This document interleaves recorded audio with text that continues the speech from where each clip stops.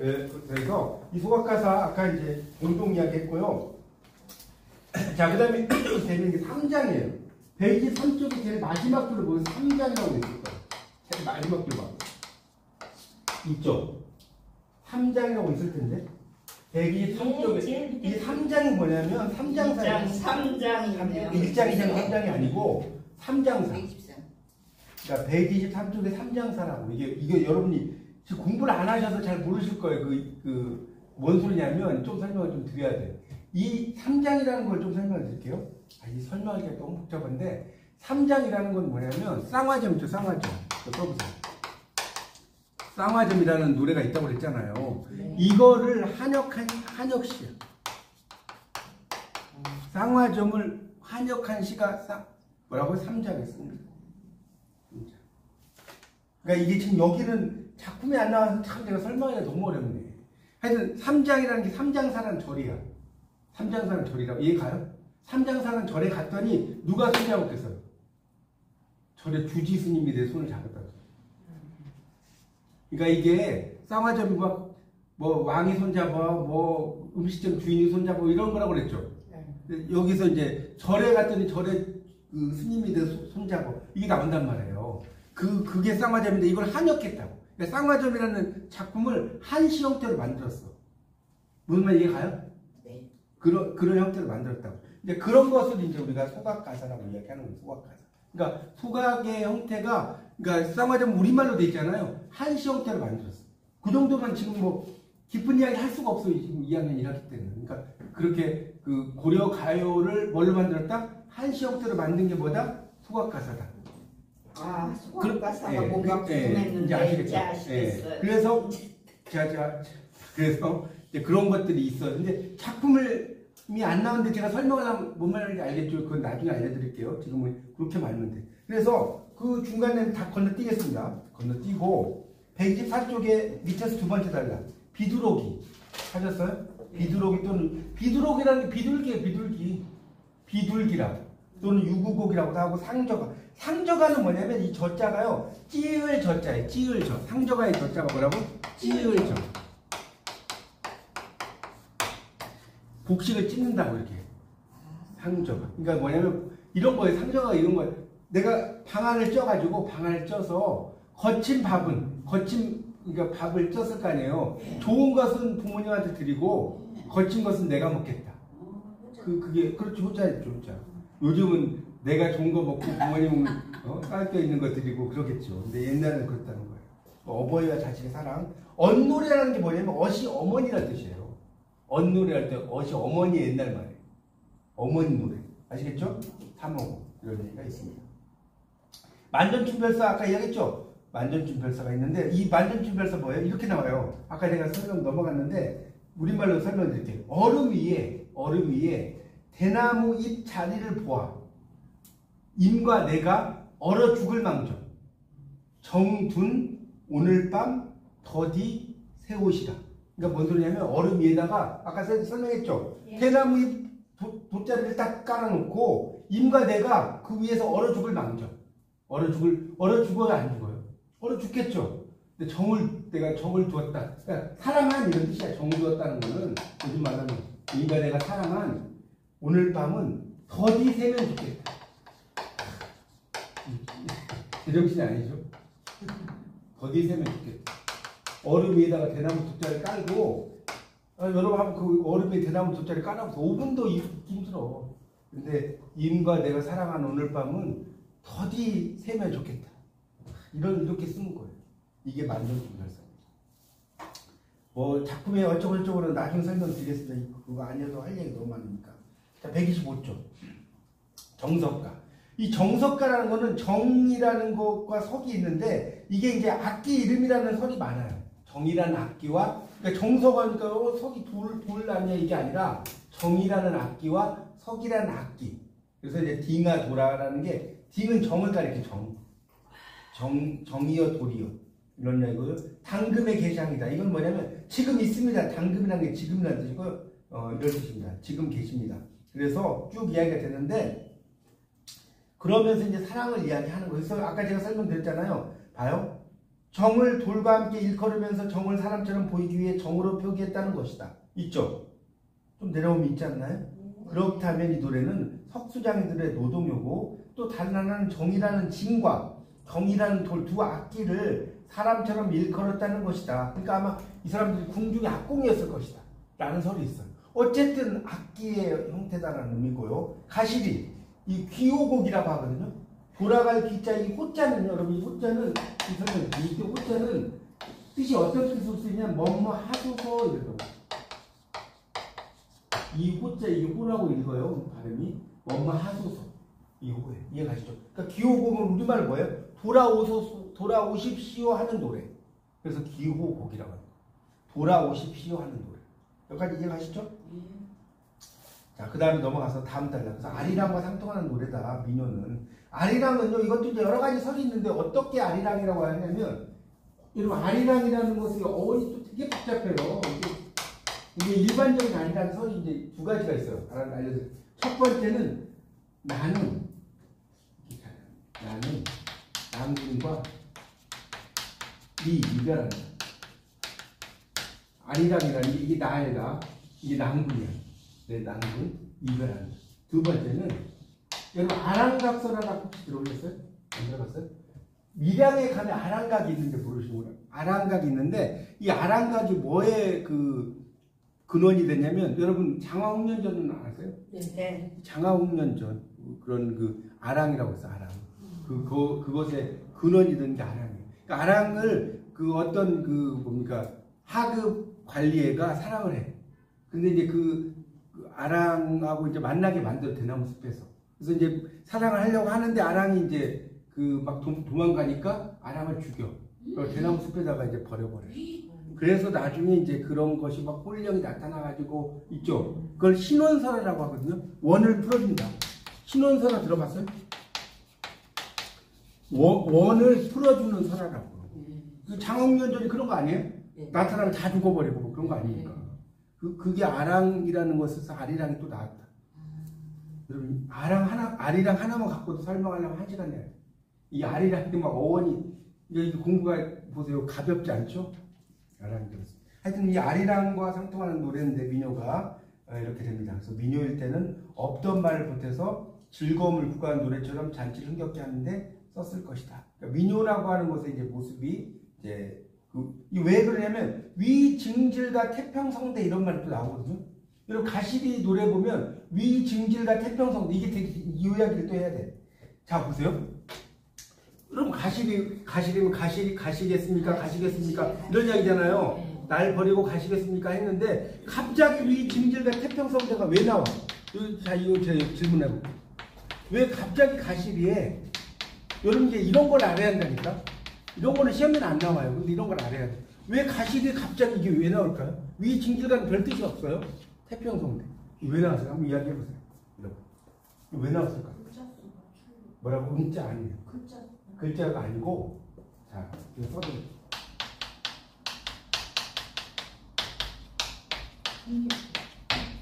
아부성 발언이에요. 자, 이 아부성 발언이라는 게 뭔 소리냐면, 자, 궁중의 음악으로 그 가사가 유입이 됐다고 아까 기억나시죠? 유입이 됐어? 유입이 됐는데, 왕이 지켜봐야 안 지켜봐요? 지켜봐. 근데 왕 앞에서 가시겠습니까? 하면 왕이 혼자 뭐라고 그래서 놀고 있네 그러겠죠. 아니 생각해봐요. 왕이 나를 막 지켜줘야 되는데 가시겠습니까? 잡아주고 싶지만 서운하면 아니올세라 막 이러잖아요. 지들끼리 막 사랑 이야기를 한단 말이에요. 놀고 있네 할 거 아니에요. 그럴 때 한 번씩 이걸 집어넣는 거예요. 위증질과 태평성대. 무말 이해가요? 이게 아무성 말합니다. 진짜로. 뭐 이제 그 뒤에 가서 작품을 가지고 여러분 봐야지 지금 여기서는 이야기할 수가 없어요. 작품이 안 나오기 때문에. 자, 그 다음에 넘기세요. 자, 그래서 126페이지.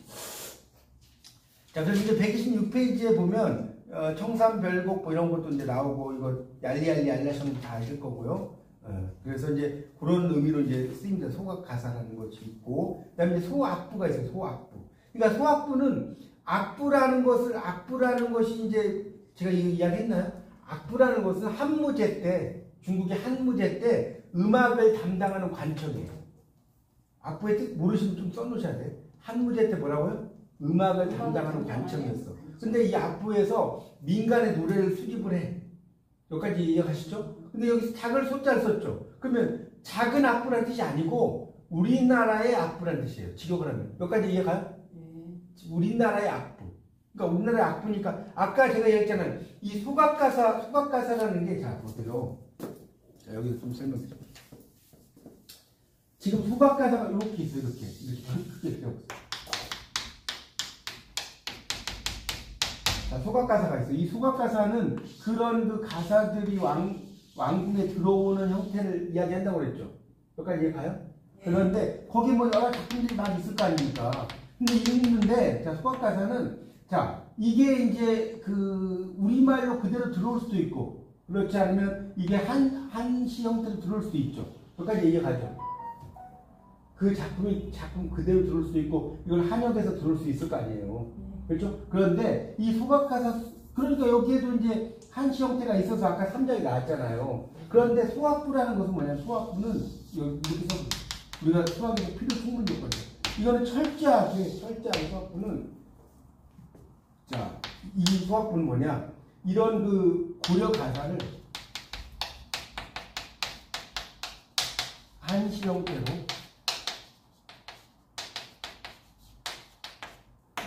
쓰는 것 같아요. 요게 이제 정말 수학부예요. 그러니까 다시 소각 가사는 한시 형태가 아니라도 그 뭡니까? 어떻게 할까? 잡아두고 싶으면 잡사와 두어리 말하는 선하면 아니올세라 뭐 이렇게 쓸 거 아니에요. 뭔 말이 이해가요? 그러니까 그대로 가는 것도 있고 이걸 한역으로 뭐 한 것도 있을 거 아니에요. 그런데 이 소학부는 완전하게 한시 형태로 쓴 것만 소학부라고 한다. 그죠? 그렇게 이해하시면 돼요. 그러니까 우리 수학 시간에 여러분 옛날 어렴풋이 그 생각나죠? 필요 충분 조건은 기억나요? 그러니까 이게 뭐가 뭘 포함하고 그런 거 생각하면 돼요. 그러니까 소각가사가 좀 더 큰 개념이고 그 속에 소악부라는 개념이 있다. 그렇게 이해하시면 좀 쉬울 거예요. 이해가죠? 네. 그렇게 하면 됩니다. 그래서 이제 그 소악부라는 그래서 이제 보세요. 소악부는 우리말 노래를 한시로 옮긴 것을 중국의 용어를 사용해 악부라고 했다. 뭐 써놨는데 이 말이 어려워. 그러니까 이게 더 쉬울 거예요. 고려 가요를 한시 형태로 쓴 것 이렇게 알면 됩니다. 그걸 소악부라고 한다. 자, 그렇게 여러분이 정리하시면 돼요. 그 나머지는 몰라도 됩니다. 자, 설화 128쪽 이런 식으로 공부할 거예요. 설화는 그러니까 옛날부터 나오는 노래가 설화예요. 설화 아시다시피 설화인데 여러분 이 괴력난신이라고 처음부터 바로 나오네. 이게 뭔 뜻인지 아세요? 괴력난신. 원래는 괴력난신은 이 앞에 자불어가 생략이 된 거예요. 논어에 나오는 말이에요. 자불어가 생략됐다. 뭔 소리예요? 공자님께서 말씀하시지 않았다. 무엇을 말씀하시지 않았어? 괴력난신을 말씀하지 않았다. 여기까지 이해가요? 자불어 다음에 괴력난신이라고요. 그래서 자불어가 생략됐다. 그럼 괴력난신이 뭐냐? 한번 보세요. 한자.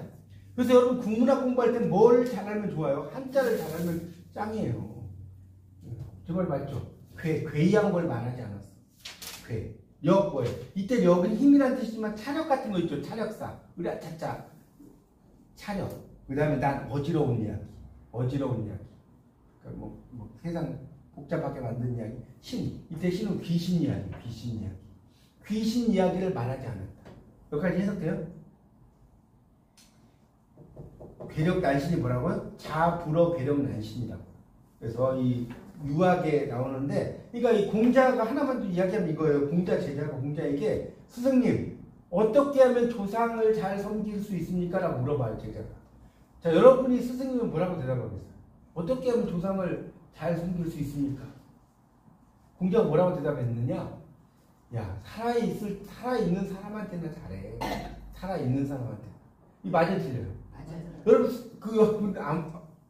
부모님 뭐 살아 계실 수도 있고 돌아갈 수 있겠지만 돌아가시고 나서 아무리 뭐 제사 잘 지내면 뭐합니까? 그분이 드시는지 안 드시는지 뭐 모르잖아요. 솔직히 그냥 우리가 드신다고 생각을 하고 그냥 이렇게 하는 거지. 살아 계실 때 잘하는 게 맞지 않나요? 그걸 이야기하는 거예요. 또 하나 뭐라고 하냐면 공자 제자가 공자님한테 이렇게 해요. 스승님, 죽음이라는 게 무엇입니까? 여러분 같으면 뭐라고 대답하겠어요? 죽음이 무엇입니까? 스승님. 뭐 더 이상 이 세상에 너 살지 않는 거다 뭐 이럴 거 아니에요. 공자는 뭐라고 하냐면 내가 삶도 모르는데 너한테 어찌 죽음을 이야기해요. 공자가 진짜 그래요. 이건 제 이야기 아니에요. 명언. 삶도 잘 모르게 그 공자 같은 세계적인 성인이 그런 말 했다니까. 삶도 모르는데 내가 어찌 감히 죽음에 대해서 이야기하겠냐. 그랬다니까. 세계적인 써먹을 이야기가 많죠.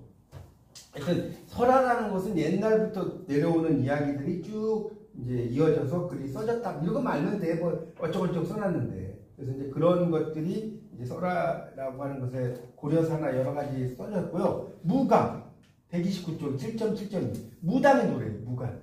무가는 뭐라고? 무당의 노래. 무가가 막 나오는데 여러분이 4학년 때 이제 구비문학 공부하실 거예요. 근데 무가가 되게 재밌어요. 공부해보면. 무당의 노래인데 이 무는요. 이거 이야기 했나? 왜 무당이라고 하냐면 봐요. 이렇게 써요. 무당을 무를 이렇게 써요. 무는 하늘과 땅을 자 꿰뚫은 사람들 말해요. 무당은 던지잖아요. 너희 집에 뭡니까 대추나무 있었지 그래. 던지는 거예요. 있었어 하면 대단한 거잖아. 어떻게 하십니까? 없었다고 하면 있었으면 큰일 날 뻔했어. 뭐 이런 식으로 던지는 거예요. 막 이렇게 무당 던지는 거. 그리고 영자는 영이라고 하는 거죠. 영적이다. 영자 기억나세요? 영이라는 말 하잖아요. 영적이다. 왜 영이냐면 무당이 비가 오도록 무당 3명이 입 벌리고 기우제 지내는 거예요. 비가 오라. 기우제를 지내면 비가 온다 안 온다? 온다. 왜? 1년 동안 안 오면 1년 동안 기우제를 지내는 거예요. 그럼 비가 안 올 수가 없지. 비 올 때까지. 예, 비 올 때까지 지내. 1년에 한 번 올 거 아니에요. 그래서 이게 그러니까 인간과 자연의 교감이 되어야 돼요. 한자 너무 잘 만들지 않았어요? 이거 제가 지어낸 이야기가 아니고 진짜 한자적 표현이 그래요. 하여튼 무당이 그렇습니다. 그래서 이제 그 무당의 노래들이 이제 막 나오면서 이제 약간 미래를 예측을 하다 보니까 미래를 예측도 하고 병도 치료하고 뭐 이러잖아요. 그러니까 이제 고려 때는 이 무당을 또 막 믿어요. 지금도 그러잖아요. 무당 믿고 뭐 그런 경우 있지 않습니까?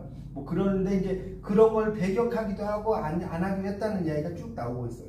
근데 이제 그런데 조선이 들어서면서 130쪽의 마지막 단락을 보시면 조선이 들어서면서 신앙을 탄압했다 이런 이야기. 항상 말에는 복잡해 안 복잡해. 항상 말이 되면 정권 말기 되면 복잡해 안 복잡해. 똑같아. 고려 시대든 조선 시대는 말기가 되면 막 흔들려요. 그런 얘기가 나오고 있습니다. 자, 그 다음에 131 연극. 그래서 이 연극이 이제 등장을 하는데 팔관에 이런 게 있어요. 팔관에 연등에 나래는 아까 제가 설명을 좀 한 것 같은데 기억나요? 구나. 아니 구나 아까 구나라는 말 했잖아요. 구나 의식할 때 그러니까 이 나래라는 건 뭐냐면 이게 나가 사악하다 뭐 이런 이야기 축사 제가 아까 하면서 했는데 그러니까 이 나래라는 건 뭐냐면 이렇게 생각하면 돼. 나래가 뭐냐면 사악한 것을 쫓아내는 의식. 그러니까 원래는 구나래죠 정확히 말하면. 근데 그냥 줄여서 나래라고 해요. 사악한 것을 쫓아내는 의식. 이런 행사를 한다는 거예요. 그래서 군하행 제가 말씀드린 군하행 나오잖아요. 넷째 줄에 이색의 군하행이 있어 없어요? 이거 아까 금방 했잖아요 제가. 쫓을 구, 사악할 나 이런 것이. 그래서 보세요 이게 문학을 하려면 제 말이 많이 틀려요. 용어를 알아야 한다니까. 군하행이 나는데 군하행이 뭐야 하면 잘 모르면 안 된다는 거예요. 그렇죠? 예. 그러니까 계속 반복되니까 잊어버려도. 자 그렇게 하시면 됩니다. 그래서 하여튼 연극들을 했나 보다 이제 알면 돼. 이거 다 할 필요 없어. 132쪽으로 가보면 32쪽에 거기 세 번째 단락을 볼게요. 고려사 열전 전형보 대목에서 우리말로 가면 쓰고 노는 사람을 광대라고 한다. 여기까지 있죠. 그 당시에 탈춤 있고 탈춤을 하는 놀이꾼을 광대라고 일컬었다는 거예요.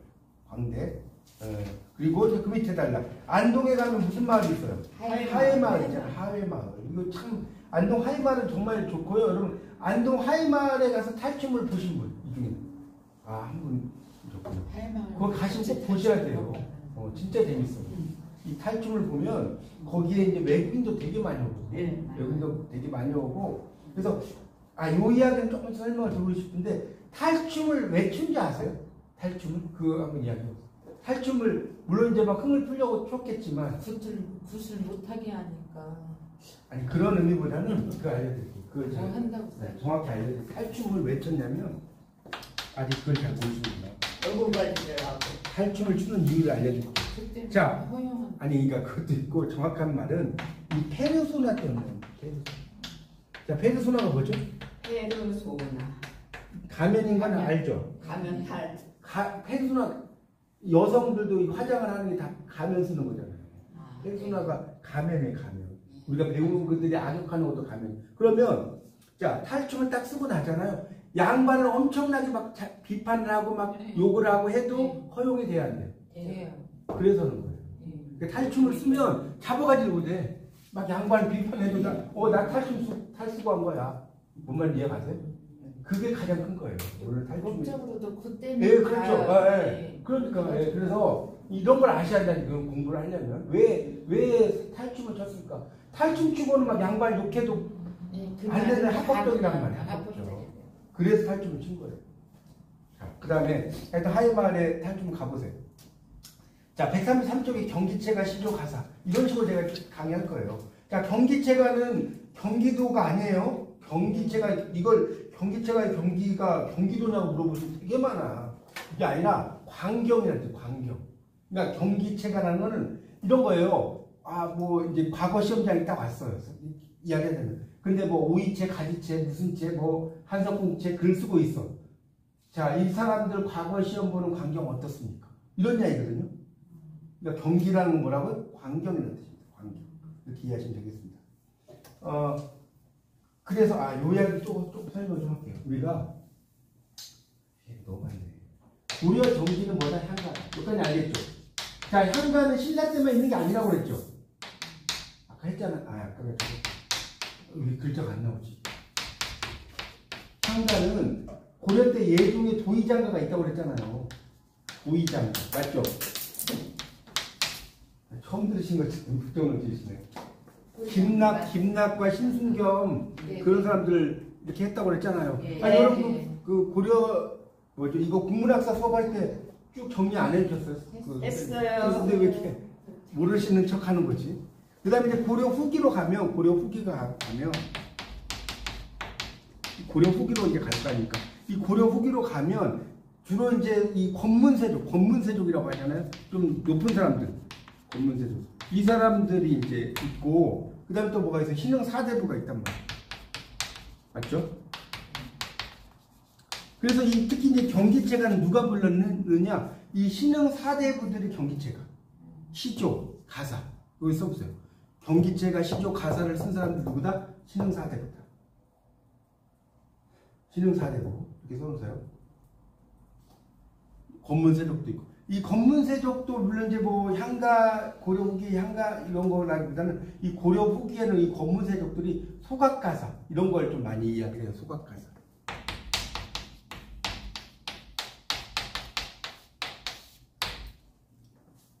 소각가사는 제가 아까 설명드렸죠. 가사가 궁중으로 오는데 이거는 그 뭡니까 소학부까지 다 포함이 됐다고 그랬죠. 기억나시죠? 그러니까 이런 걸 쓰려면 지식이 있어야 돼. 한문에 대한 지식이 있어야 되겠어, 없어야 되겠어? 있어야 되죠. 그러니까 이 권문세족들이 이제 그런 걸 만드는 거예요. 요즘으로 말하면 이런 거야. 요즘 말하면 우리나라 누가 시를 썼어. 우리나라 시를 썼어. 근데 그걸 영역 좀 해주세요. 영역을 해. 뭔 말인지 이해가요? 그러려면 좀 지식이 있어야 되겠죠. 그런 걸 한 사람들하고 요즘으로 말해요. 그러니까 다 맞잖아요. 틀린 말 아니죠. 그래서 이제 그렇게 이해하시면 되겠고, 그 다음에 경기체가 넘겨보세요. 134쪽에 그 두 번째 단락의 둘째 줄에 원래 지향향리 출신이요. 여러분 교재에 지향향리라고 나왔나요? 지방향리라고 나왔나요? 134쪽에 두 번째 단락의 둘째 줄에 원래 지향. 그럼 지방으로 붙이세요. 지방향이요? 예, 지방. 아니 지향향이란 말이 있어요? 예, 지향량. 그러니까 그런 말이 없다고 그러니까 지방향리. 잘못 못하라고. 지향향리란 말하고 있어요. 지방향리 출신. 됐죠? 그거 좀 고치시고. 자, 경기체 가보세요. 자, 이제 드디어 나오네. 거기 경기하여라고 말 나와요? 넷째 줄에? 한자로 경기하여 나와요? 네. 경기가 뭐라고요? 아까 분명히 이야기했는데? 광경. 광경. 하여 어떻습니까? 어떻습니까? 그러니까 하여. 이때 광경은 무슨 광경이다? 주로 과거 시험장의 광경이에요. 자, 밑에 이제 한림별곡 어쩌고 나오는데 밑에 봐봐요. 이제 조금만 읽어볼게요. 원순문, 일로시, 공로, 사료. 그러니까 원순이라는 사람의 문장, 일로라는 사람의 시, 공로라는 사람의 사료 변여문. 네 글자, 여섯 글자로 막 나오는 한자, 한식의 사료 변여문이라고 기억나죠? 관계토대학 비하면서 이야기했잖아요. 그러면서 이정원, 진아님, 쌍훈주필. 그러니까 이게 뭔 소리예요? 이거 다 몰라도 돼. 그러니까 이런 것들은 뭐냐면 아주 훌륭한 사람들의 필체를 말하는 거예요. 뭐 중기대책, 뭐 중기대책, 광균, 경희, 양경, 시부 이름만 들어도 쉬워요, 어려워요 말이. 어렵죠. 그러니까 이 말은 뭐냐면 세줄은 아주 그러니까 요즘 말은 이런 거예요. 이 어려우면 이렇게 생각해요. 한석봉체 이런 거는 쉬워요, 어려워요. 쉬워요. 네, 그런 거예요. 한석봉체. 뭔 소리인지 모르겠다. 한석봉체. 아주 유명한 글씨체로 썼어. 자, 위 시장 경기 어떠한 이거 나오죠. 이때 시장이 골라 남대문 시장이 아니에요. 과거 시험장이에요. 위 시장이 나오잖아요. 경 시험장의 광경 그것이 어떻습니까? 됐나요 여기까지? 자, 엽은 그냥 이제 후렴구라고 보면 돼요. 금학사의 옥순문생 기억나요? 아까 옥순문생 이야기했죠? 높은 옥으로 된 죽순의 문화생이라고 했잖아요. 예. 높은 사람의 문화생 나 포함해서 날조차 몇 분인가가 뭐냐면 나를 포함해서 몇 사람입니까? 나를 포함해서 요즘 말로 스카이캐슬 출신이 나 포함해서 몇 사람이 이런 거예요. 요즘으로 말하잖아요. 요즘으로 이해해야지 여러분 쉽잖아요. 그렇죠? 나 포함해서 몇 사람입니까? 자, 봐요. 잘난 체 합니까? 안 합니까? 정말 맞죠? 엄청 잘난 체 하고 있잖아요. 그러니까 이게 밑에 봐봐요. 사람 이름과 장길 열거 있다. 유언술의 문장, 이인노의 시 이런 거 알 필요 있냐고요. 이건 써는 거지. 이거 전혀 알 필요 없다니까 여기까지는. 그러니까 나 잘나서 정말 이렇게 쓴 거다. 이거만 알면 돼. 자, 그래서 거기 이제 135쪽 보세요. 거기 보면 이제 재밌는 게 뭐냐면 재밌는 이야기를 하나 해요. 135쪽의 세 번째 단락에 이야기를 하려면 시간이 너무 많은데 135쪽의 세 번째 단락이 1장부터 나오잖아요. 4장, 5장, 6장 나오잖아요. 끝으로 8장에서는 남녀가 손을 잡고 그네 타는 광경을 노래했다. 여기 나왔죠? 나오죠? 네. 그런데 이거 제가 대학원에 저는 한문학을 또 공부를 했어요. 근데 고대 대학원에서 좀 공부했는데 거기 그 가사 이제 뭐죠? 이런 거 대가분한테 수업을 들었어. 근데 그 수업을 들을 때 저는 충격적이라고 놀란 게 뭐냐면 여러분이 이제 대학교에서는 남녀가 손을 잡고 그네 탄다고 나오잖아요. 나와요. 근데 실제로는 이게 남녀가 손을 잡는 게 아니래요. 이 남자들끼리 그네를 타는 모습이에요. 이게 대학교 교재는 안 나와요. 이렇게. 그래서 남자들 그러니까 동성애. 이게 동성애 이야기. 진짜로 제가 거짓말 동성애 이야기래요. 그래서 그 당시에 고려시대의 남자 기생이 10만 명이라던가 엄청나게 많았대요. 남자 기생. 이건 모르죠 이거. 이런 걸 제가 많이 이야기해야 되는 시간이 없어. 하여튼 그래서 이게 되게 놀라운 것이고 또 하나는 뭐냐면 또 하나 이야기하고 싶은 거는 그러니까 물론 이제 남녀가 탈 수도 있겠죠. 근데 여기에서 이 그네 타는 거는 주로 남자였대요. 남자였고 그래서 이제 또 하나 이야기하고 싶은 게 있어. 태계 이황 선생님이 이 경기체가 한림별곡이 제 8장 부분을 가지고 너무 야하다. 엄청나게 야하다 그랬대요. 엄청나게 야하다. 요즘으로 관점으로 보면 야한 것도 별로 없죠. 그냥 남녀가 그 당시는 라고 생각을 했는데 그러니까 목종이 동성연애에서 쫓겨났죠. 누가요? 목종 고려시대 목종. 그렇죠. 잘 아시네. 그러니까 동성연애가 많아요. 어쨌든 넘어갈게요. 자, 그래서 이제 그런 것들을 이야기합니다. 그래서 이게 되게 잘난 체하는 이야기들. 신흥 사대부의 의기양양하는 모습이다. 이렇게 하고 넘어갈게요. 자, 넘기세요. 시조. 자, 이제 시조라는 거는 시절 가조의 줄임말이라고 그랬죠. 이거 기억나요? 시절 가조. 시절 가조가 뭔 뜻이냐? 유행가는 시조가 시절 가조의 준말이 진짜로. 요즘으로 말하면 뭐라고요? 유행가. 그러니까 뭐 청살리 뭐 이러잖아요. 이게 요즘 말하면 막 최고 뭐 랩 가수의 가수라든가 그런 노래가 똑같은 거야. 우리가 요즘 보면 그러니까 우리가 지금 막 막 엄청나게 유행하는 노래가 뭐죠? 밤양갱인가요? 밤양갱 먹고 싶은 밤양갱 뭐 노래 있잖아요. 네. 그런 노래가 한 100년 지나봐. 옛날 사람들 청산 이거 똑같겠어 안 똑같겠어? 똑같다니까. 우리가 지금은 막 엄청나게 막 무슨 말 아시겠죠? 하여튼 그렇습니다. 자, 그래서 137쪽에 이제 가볼게요. 137쪽은 다 빼고 하여가 단심과 이렇게 나오는데 아이고 시간이 없다. 정몽주부터 거기 그 다섯째 단락에 정몽주의 시조는 불가능한 것을 열기하기만 했다 했죠. 그래서 100년까지 누리라고 한 말을 받아서 이것도 알죠. 하여가 이방원에 하여가 있잖아요. 네. 이런 들었다리 저런 들었다리. 여러분 하여가하고 여하가의 차이가 뭐냐? 하여 보세요. 하여하고 여하의 차이가 뭔지 아세요? 네, 답가예요. 답가라고요? 네. 아니 그게 아니라 하여는 이거 모르시구나. 하여는 내 의견은 딱 정해졌어. 네 의견 한번 이야기해봐. 근데 여하는 난 정말 내 의견이 아직 안 정해졌어. 이 의견이 뭐야? 이거예요. 모르셨죠? 그래서 하여가라고 쓴 거예요. 이런 걸 공부해야 한다니까요, 진짜로. 아니, 시험 100점 만이 뭡니까? 하여와 여하의 차이고. 그래서 여하는 이 중국어를 루허라고 그래, 루허. What's your opinion? 그러니까 네 의견이 뭐냐는데 하여는 뭐냐면 나는 이렇게 정했어. 내 의견대로 안 하면 너는 죽어. 뭔 말이에요? 가요? 예. 그래서 하여. 네 의견은 안중에 있다 없다? 없어.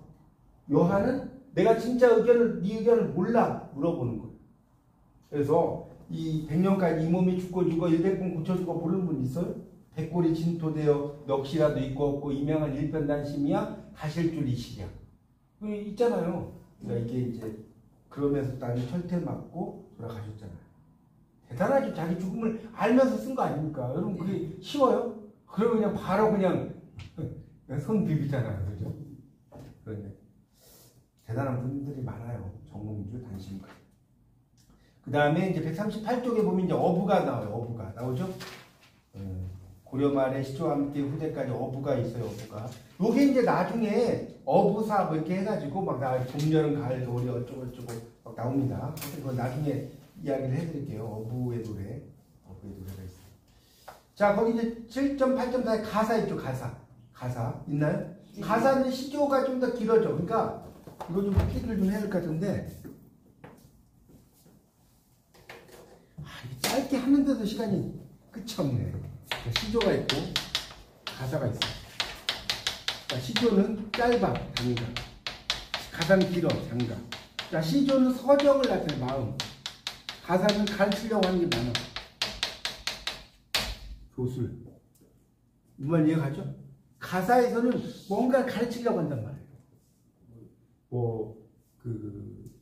내용들을 가지고 백성들을 교화시키려고 하고 이런 게 많습니다. 자, 그렇게 이해하시면 될까요? 자, 그래서 이제 뭐 시조에서 가사로 쭉 이어지고 아까 이야기했죠. 승원가부터 시작해갖고 가사가 등장한다. 뭐 이런 이야기 했어요. 거기 139쪽의 마지막 단락 보세요. 창찰로 표기되어 전하는 승원가는 가사의 모습을 갖추고 있다. 이런 말 나오죠? 승원가. 일단 넘겨보세요. 자, 그리고 이제 뭐 그것이 나중에 상충곡으로 갔다. 그거만 알면 돼요. 건너뛸게요. 그 다음에 4대 부문학의 방향과 문제의식이라는 것이 있을 거예요. 140쪽에 나오는 게. 그래서 이제 4대부들은, 결국은 이제 고려 말이 되면 그 조선이 이제 세워지기 일보 직전 아닙니까? 예. 4대부가 진출한다는 것. 예. 자, 141쪽에 그 한 네 번째 단락에 보면 이런 뜻이 4대부의 진출과 성장은 고민에 찬 과정이었다. 이런 말이죠. 그러니까 처음에는 이제 그 고려를 정리를 하고 조선으로 가기 때문에 세수군 세부대 뭐 이런 거기 때문에 상당히 여러 가지로 복잡한 과정들이 있었고 뭐 개혁도 있었고 그런 걸 통해서 사대부들이 관직에 진출했다. 뭐 그런 이야기들을 143쪽까지 쭉 나옵니다. 그리고 이제 고려를 옹호하는 사람들도 있었죠. 아시다시피 네. 그런 것들이 나와요.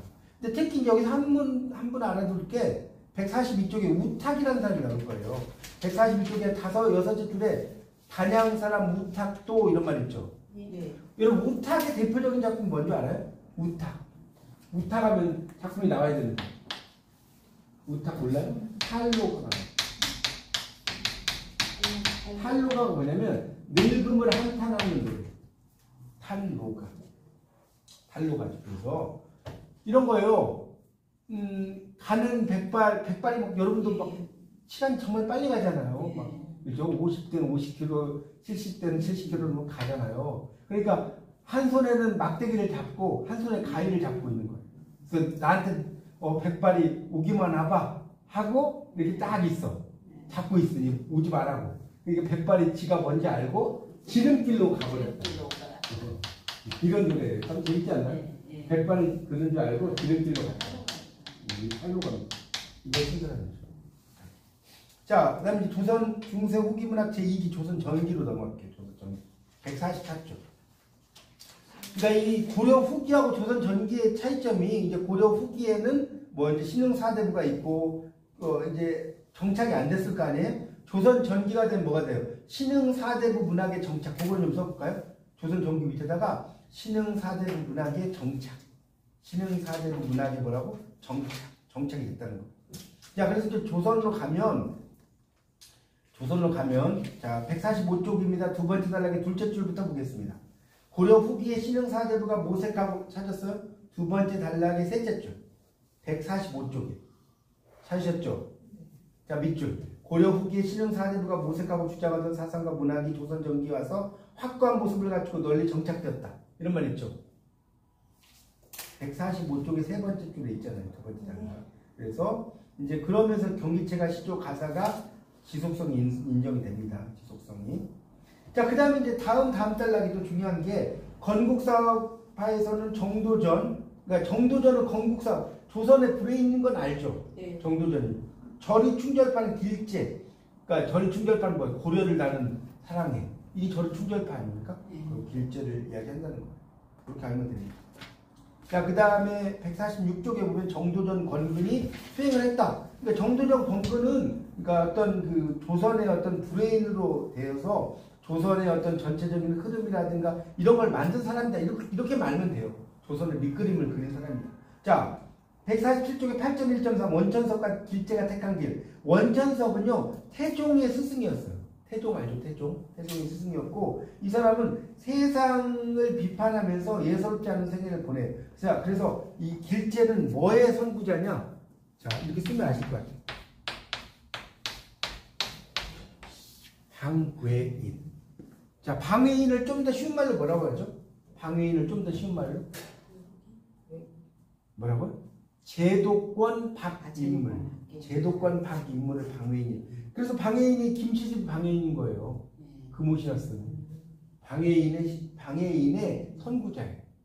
그렇게 이해가 쉽죠? 거기 볼까요? 그렇게 안 나오나? 147쪽 볼게요. 8.1.3 바로 밑에 원천석은 고려 때에도 진사에 오르기만 하고 벼슬을 하지 않더니 조선 왕조가 들어서자 뭐라고 나왔어요? 치악산에 숨어서 종신토록 죽을 때까지 안 나왔다는 거예요. 고려를 위해 충격을 지키고자 하는 것은 아니다. 그때 나오라고 하니 깊이 숨었을 땅입니다. 그렇게 써놨는데 이거는 이제 그렇게 써놓은 것이고 실제로 나는 조선을 동조하지 않겠다는 사람입니다. 그렇죠. 그렇게 여기는 좀 돌려서 써놨지만 이렇게 알면 돼요. 넘기세요. 그 다음에 길제도 나와요. 길제 거기 그 148쪽에 두 번째 단락. 길제는 고려 조정에서 벼슬 하다가 조선왕조가 들어서자 고향 선사는 누나가 금오산에 은거했다. 그런 말 나오죠.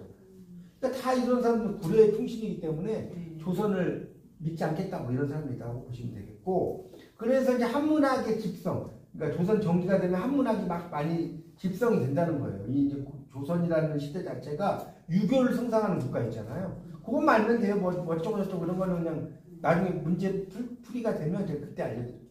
151쪽 훈민정음 서사시 언해 훈민정음 자 151쪽 훈민정음을 내릴 때는 뭐라고 하냐면 민족 문자라고 뭐라고 민족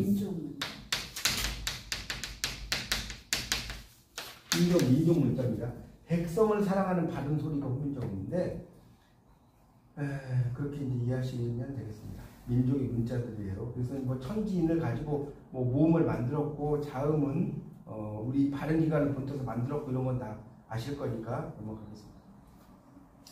자 153쪽으로 가면 그 153쪽이요 한 세 번째 단락을 볼게요. 거기에 보면 이제 국문이 이제 만들어지잖아요. 1443년에 훈민정음 만든 건 아시죠? 1446년에 반포. 1443년, 1446년에 이때 만들고 이때 반포예요. 그래서 이제 거기 세 번째 단락에 국문이 출현하자 낭관이 사라졌고 용비어천가와 월인청강지곡을 이제 지었다는 거예요. 용비어천가는 뭐냐? 좀 밑줄 치세요. 조선 건국의 정당성을 만든 거예요. 조선 이렇게 정말 그렇게 써놓으세요. 조선 건국이 정당하다는 거. 그 다음에 월인청강지곡은 여러분 이게 불교 노래인 거 아시겠어요? 왜 불교 노래냐면 월은 달이죠. 일은 빛일 인자예요. 천강은 천개의 강이에요.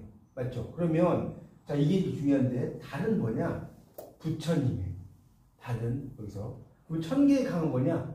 민중이에요. 민중. 그러니까 뭔 소리냐면 부처님의 대자 대비함이 민중 속에 다 들어가 있다. 이걸 뭐라고 그래요? 월인청강이라고 합니다. 말도 잘 만들죠? 이런 거를 만듭니다. 그래서 용비어천가가 154쪽에 용비어천가의 의의라고 나올 거예요. 용비어천가. 뭐 만들었어. 그래서 용비어천가는 조선 건국의 정당성이다. 이렇게 알면 됩니다. 여긴 뭐 어쩌고저쩌고 길게 써놨는데 그거 알면 돼. 그 다음에 이제 156쪽으로 가면 악장, 경기체가 가서 이것도 다 했던 건데 악장은 157쪽에 8.3.2에 보세요. 악장은 떴다방이라고 써봐요. 떴다방. 악장 뭐라고요? 떴다방. 그러니까 조선이 만들어졌을 때 잠시 만들어졌다가 없어져 버려요. 그게 악장이에요. 악장은 조선시대 잠깐 있다가 사라져 버려요. 길게 가지 않습니다. 그것만 알면 돼요. 악장은 떴다방이다. 그래서 그 악장에 이제 뭐 작품들이 쭉 뒤에 나오는데 그 중에 하나만 좀 볼게요. 다 볼 수는 없고 158쪽에 밑에서 두 번째 단락에 신도가란 말 있죠. 신도가 있을 거예요. 158쪽 밑에서 두 번째 단락 신도가라고 한 것은 새로운 도읍지라는 뜻입니다. 새로운 도읍지. 신도가가 뭐라고요? 새로운 도읍지와 관련된 내용을 쭉 써놓은 작품이 이제 신도가예요. 그래서 이제 특히 이 악장을 누가 많이 썼을까요? 여러분 악장을 누가 많이 쓴 줄 아세요? 조선 건국의 브레인이 누구였죠? 정도전. 네, 정도전이 많이 써요. 진짜로. 대부분 뭐 작품들 보면 아 이거 잘 모르겠으면 정도전이에요. 왜 정도전 많이 써? 조선 건국의 브레인이잖아요. 그러니까 막 이 사람 저 사람 알도록 하기 위해서 막 글을 씁니다. 이게 정도전이다라고 보시면 됩니다. 그렇게 이해하시면 돼요. 자, 159쪽 경기체가. 이 경기체가도 계속 이야기했잖아요. 광경에 대해서 설명하는 노래가 경기체가다 라고 그랬잖아요. 경기체가는 그러니까 누가 많이 썼겠어요? 자, 160쪽 보세요. 거기 첫 번째 단락에 밑에서 세 줄 위로 올라가서 밑줄 치세요. 경기체가는 뭐라고 누가 마련하고 사제부가 마련하고 이런 말 있어요? 160쪽 첫 번째 단락 밑에서 둘째 줄. 경기체가는 사제부가 마련하고 가사는 승려가 내놓았는데 나왔잖아. 이제 아셔야 돼. 자, 최초의 가사가 뭐라고 그랬죠? 아까 했는데 승원가. 경기체가는 사제부 한림별곡 이렇게 생각하면 되죠. 그 밑에도 나오는데 이제 여기서 정극이냐는 나올 거예요. 160쪽의 마지막 단락 보세요. 정극이 나오죠. 네. 자, 제가 분명히 아까 이야기했는데 최초의 무슨 가사? 양반 가사. 자, 잊어버리셨네. 다시 쓰세요. 정극이 뭐라고요? 최초의 양반 가사를 쓴 사람이라고 했어요. 자, 이 사람은 요즘으로 말하면 정읍 옆에 신태인이라고 들어보셨어요? 네. 신태인에서 일생을 맞춰요. 신태인. 그러니까 이 사람은 한 여기 보세요. 1401년에 태어났는데 81년까지 80세. 여러분 옛날에 80세면 지금 한 200세 넘을걸요. 네, 엄청 장수한 거예요. 지금도 80세 쉽지 않아요. 그럼요. 네. 근데 그러니까 누릴 거 다 누리고 쓴 게 뭐예요? 이 상춘곡이에요. 이 상춘곡도 이야기하면 끝도 없는데 하여튼 그 상춘곡이 그런 거예요. 속세에 묻힌 사람아 나의 생애가 어떤가 옛사람의 풍류를 내가 미치겠느냐 못 미치겠느냐 하면서 쭉 나가요. 그 상춘곡도 정말 명작입니다. 명작. 자, 이거 벌써 50분이네. 좀 쉬었다 가겠습니다.